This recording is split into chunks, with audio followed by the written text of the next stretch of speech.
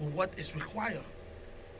Because when you have a class of 100 people, and that's the Western culture, if you have a class of 100 people and you give a test, 98 fail, you the teacher, you fail. I mean, Central High School been failing for the past 2 years because they send students out and they perform poorly. That means the teachers are also performing poorly. They need to be brought to question. They need to revisit them to see what are they teaching, how are they presenting their materials. I have a personal friend that owns a school in Monrovia, CB Bashir. CB Bashir have 100% pass mark last year and this year. Second, despite the low contribution we make, we expect that if these teachers are on salary, part of their goal is to make sure these students pass. That should be their goal. You don't go to teach with the intent that it's maybe they'll pass, maybe they'll fail. No, you the teacher is part of your responsibility to make sure the Gale school, almost all of them pass. Am I correct?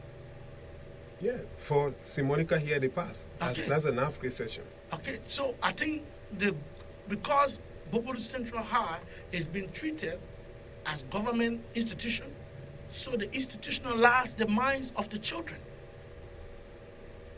I mean, I can tell you that. When you do psychology, you know obviously the mind of a student is driven directly by how his teacher presents his lesson in class. Okay, that's great. Now, what could be your campaign message to the people of Gbarpolu, especially electoral district number 1, your supporter that really turn up today to seeing you talk about some of your track record, some of your development activity? They did not listen to you today. So what can you tell them at this time? You know, what I'll say is what happened today was, it wasn't a bad thing, but I think it was a charade for the citizens of Gbarpolu because they were not given the opportunity to ask questions. So I'll say to all of my supporters, stay fast, be not moved. This campaign is still on until campaign close. Come October 10, let's go to the pool. Let's vote, and let's work together. I think it's time that we change our lawmaker. It's time that we change our lawmaker. If you listen to the pool from other institutions that work within the legislature that take down statistics, if you put our lawmaker, he's checked out for 0, which is commonly known as Bobo. I don't attack personality, but I say facts. It's time that this district, if you don't vote me as your next representative, you should change the one you have. So if they don't vote you, who you think will be the best? If they don't vote me, who will be the next person? If they don't vote you and you say they should not elect the current one, they should not re-elect him, who you think will be the best? Just in case you are not the A, who should be the Henry, B? You wouldn't use my hand to pick Pangana for any fire. So that's a good question, okay? But I don't see any candidate in the race that have any tangibles that they can deliver to these people.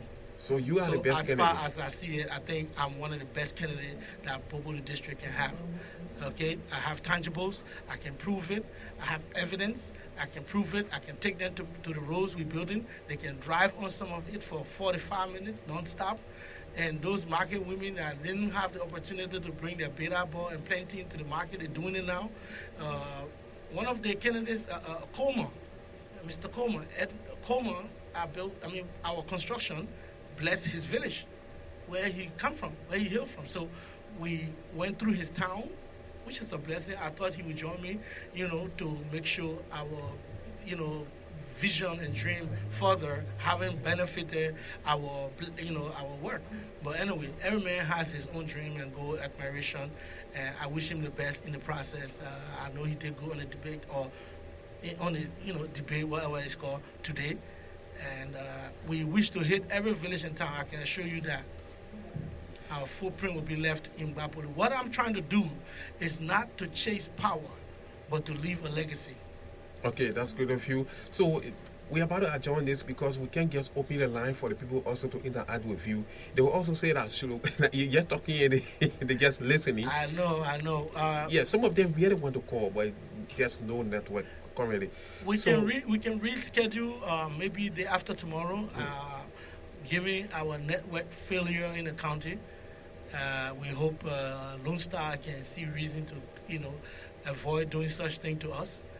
But we can't control that because that's a private institution which has an obligation to the Liberian people through the Liberian Telecommunication to provide the service, and they are similarly providing it, and they are not being questioned. And that's the question our lawmakers should be asking them: why is this happening? Okay, so it means that we're going to keep this engagement on the election. It's finished. So just in case it does not win, are you going to continue these activities? How are you going to relate with your colleagues?